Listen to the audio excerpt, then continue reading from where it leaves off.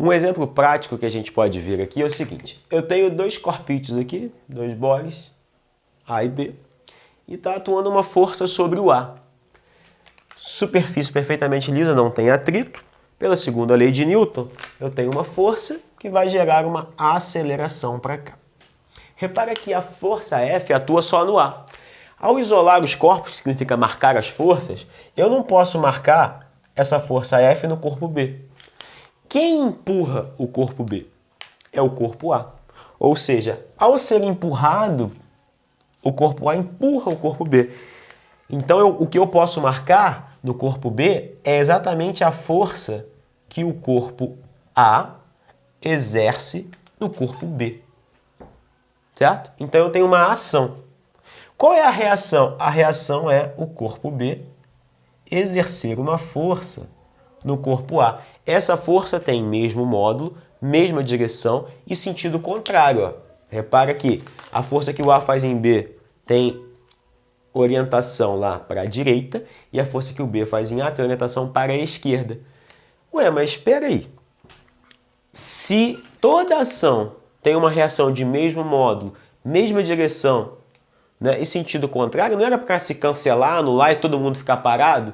Exatamente não. Não. Porque atuam em corpos diferentes.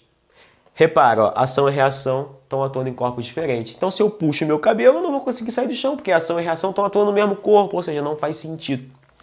E para complementar, né, já que eu estou isolando os corpos, eu tenho aqui ó, o peso do A, que é a força que, se a gente está aqui na Terra, a Terra exerce puxando o corpo para baixo, e o peso do B.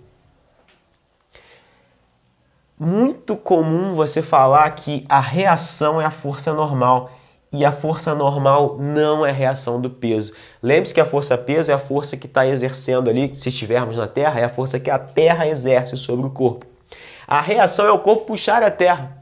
Então, para a força-peso, o para ação e reação não é a força normal, tá? A força normal é a reação da força que a superfície está exercendo. Por mais que elas tenham o mesmo módulo, mesma direção em sentido contrário, isso não quer dizer, tá, que é um para ação e reação. De cara você já pode dizer que não atua no mesmo corpo. Então, por mais que tenha mesmo módulo, mesma direção, sentido contrário, isso não implica ser um para ação e reação. O para ação e reação ele tem mesmo módulo, mesma direção e sentido contrário. Mas se tiver tudo isso, não garante que é um para ação e reação, tá? A sentença, ela funciona para ir, para voltar, não. Outro detalhe é o seguinte, as forças são dependentes uma das outras. Peso e força normal, não. Né? Como é que seria a força-peso, a reação da força-peso?